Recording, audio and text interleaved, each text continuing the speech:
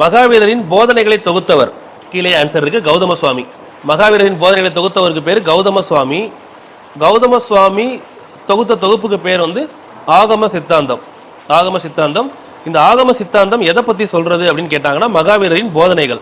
மகாவீரர் போதனைகளை சொல்லக்கூடிய நூல் ஆகம சித்தாந்தம். இதே மாதிரி இன்னொரு நூல் பார்த்தோம்ல, கல்பசூத்ராவின் ஜைன சரிதம். கல்பசூத்ராவின் ஜைன சரிதம். இது வந்து பார்த்தீங்கன்னா எழுதினவர் யாரு? பத்ரபாகு. பத்ரபாகு எழுதியிருப்பாரு. இவர் இதில் என்ன சொல்லியிருப்பார் அப்படின்னா 24 தீர்த்தாங்கரோட வாழ்க்கை வரலாறு ஃபுல்லாக சொல்லப்பட்டதுதான் கல்பசூத்ராவின் ஜைன சரிதம். 24 தீர்த்தாங்கரர்களின் வாழ்க்கை வரலாறை கூறும் நூல் அப்படின்னு கேட்டாங்கன்னா கல்பசூத்ராவின் ஜைன சரிதம். அதே மாதிரி மகாவீரர் போதனையை சொல்லக்கூடிய நூல் எதுன்னு கேட்டாங்கன்னா ஆகம சித்தாந்தம். பாண்டவர் படுக்கை காணப்படும் இடம் அரிட்டாபட்டி, மதுரை. மதுரையில் அரிட்டாபட்டி. அரிட்டாபட்டி தானே பாண்டவர் படுகை. புத்தரின் சிற்றன்னை பெயர் வந்து கௌதமி. அதனால தான் அவரை கௌதம புத்தர் அப்படின்னு சொல்லுவாங்க. சிற்றன்னை பெயர் கௌதமி. புத்தர் பிறந்த இடம், புத்தர் பிறந்தது எங்க? நேபாளம். நேபாளம் கபிலவஸ்து லூம்பினி.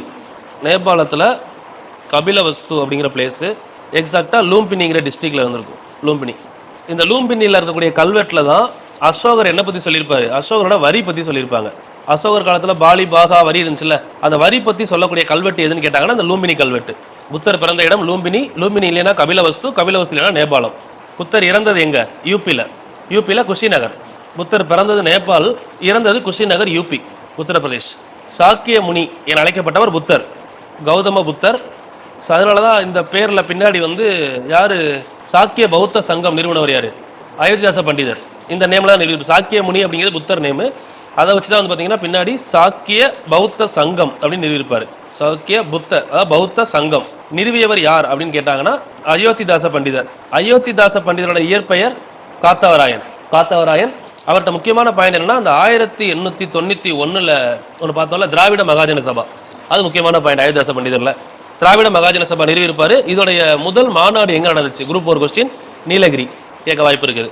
இந்த அயோத்திதாச பண்டிதர் சாக்கிய பௌத்த சங்கம், இந்த சாக்கியன்ற பேரை வச்சு ஒரு சங்கம் ஆரம்பிப்பார். அது மாதிரி 1891 திராவிட மகாஜன சபா ஸ்டார்ட் பண்ணுவார்.